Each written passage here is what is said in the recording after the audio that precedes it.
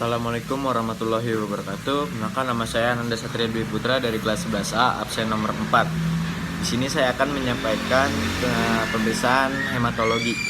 Yang pertama ada pemeriksaan hemoglobin metode Sianmet. Tujuannya untuk mengetahui kadar Hb dalam gram per dl. Prinsipnya HbFe dioksidasi kalium ferricyanida menjadi methemoglobin, hemoglobin plus K2Fe6, methemoglobin menjadi methemoglobin plus KCN menjadi cyanmethemoglobin.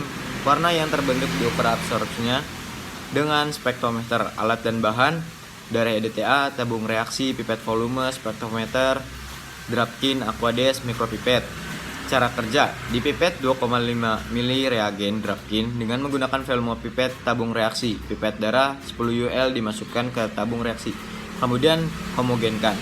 3. Lalu dinyalakan spektrometer, diamkan selama 15 menit. 4. Klik return lalu tes kategori Hb. Pilih warna blank, lalu masukkan Aquades melalui selang fotometer. Ditunggu hingga lampu hijau muncul.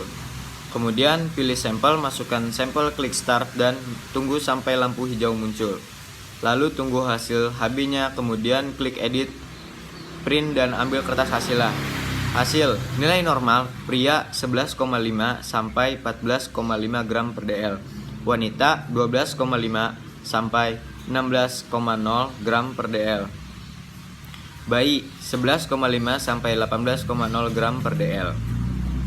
Yang kedua ada penetapan kadar hemoglobin metode cara Sahli. Tujuan untuk memahami penetapan kadar hemoglobin. Prinsipnya hemoglobin oleh asam klorid HCl 0,1N diubah menjadi acet hematin yang warnanya sawo matang dengan air suling. Warna ini diencerkan sampai warnanya sama dengan warna standar pada hemometer. Kadar Hb dibaca pada tabung Sahli.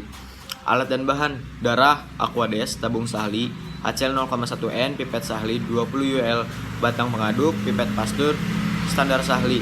Cara kerja: masukkan HCl 0,1N ke dalam tabung Sahli sampai batas angka 2. Darah dihisap dengan pipet 20 UL, ambil darah sebanyak 20 UL. Kemudian dimasukkan darah pada tabung berisi HCl 0,1N dan diamkan 5 menit sampai berubah warna menjadi coklat.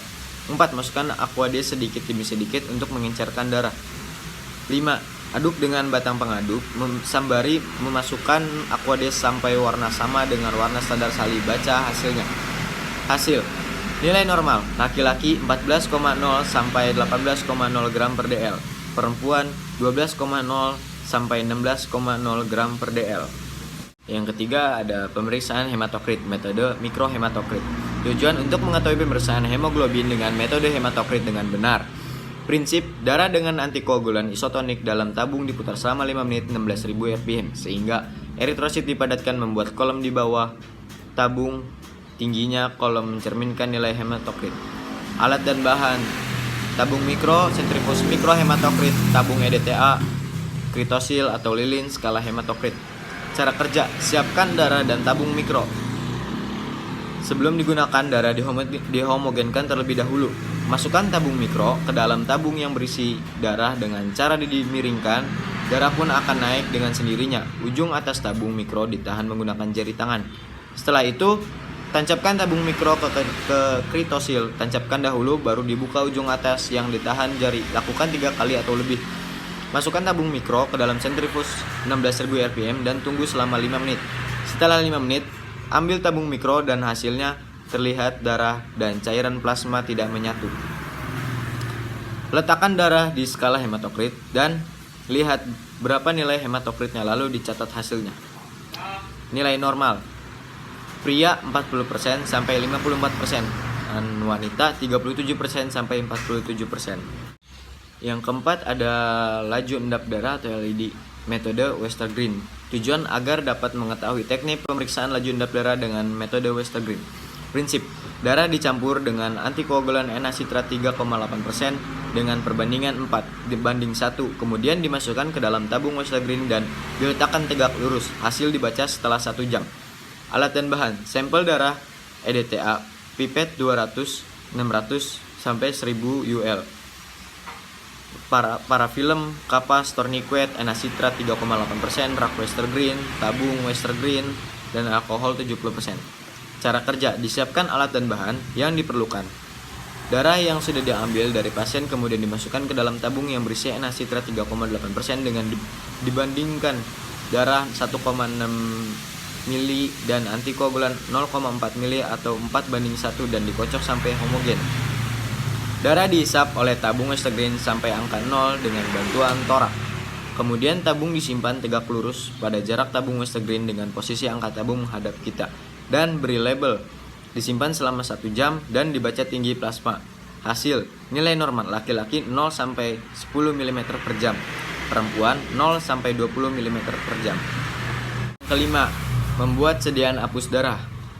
Metode objek glass, tujuan untuk mengetahui cara pembuatan sediaan apus darah dengan benar. Prinsip tetes darah dia dipaparkan di atas objek glass lalu dicat dan diperiksa di bawah mikroskop. Alat dan bahan, objek glass, blue tip, darah, tisu. Cara kerja, teteskan darah ke atas objek glass, dorong darah dari depan tetesan ke belakang dengan bantuan objek glass. Tahan darah sampai menjadi garis di pinggir objek glass. Dorong lagi darah dari belakang ke depan sampai membentuk lidah api, yaitu di bagian tebal dan tipis, tidak mengandung lemak atau bergelembung. Yang keenam, metode pemeriksaan. Ada 2 metode pemeriksaan, yaitu cara sediaan basah dan sediaan kering. Sediaan basah, taruhlah 1 tetes larutan BCB dalam metil alkohol atau metanol di tengah-tengah kaca objek dan biarkan sampai kering, atau taruhlah 1 tetes larutan zat warna BCB di atas kaca objek. Taruhlah setetes kecil darah di atas bercak kering atau ketetes zat warna dan segeralah campur darah dan zat warna itu dengan memakai sudut kaca objek lain. Tutuplah tetes darah itu dengan kaca penutup. Lapisan darah dalam sediaan basah ini harus tipis. Biarkan beberapa menit atau masukkanlah ke dalam cawan Petri yang berisi kertas saring basah. Jika sekiranya pemeriksaan selanjutnya terpaksa ditunda, periksalah memakai lensa minyak imersi dan tentukan beberapa banyak retikulosit didapat antara 1000 eritrosit. Sediaan kering, masukkanlah 0,5 sampai 1 mili larutan pewarna dalam gram ke dalam tabung kecil. Campurlah 5 tetes darah dengan larutan tadi dan biarkan selama 30 menit. Mengambil 1 tetes dari campuran itu untuk membuat sediaan apus seperti biasa, yang kemudian dipulas uraik atau gemsa. Campuran di atas boleh juga dipakai untuk membuat sediaan basah. Setetes diletakkan ke atas kaca objek dengan ditutup kemudian oleh kaca penutup. Periksalah dengan lensa imersi dan hitunglah jumlah retikulosit yang terlihat per 1000 eritrosit. Terima kasih, sekian dari saya, kurang lebih mohon maaf. Wassalamualaikum warahmatullahi wabarakatuh.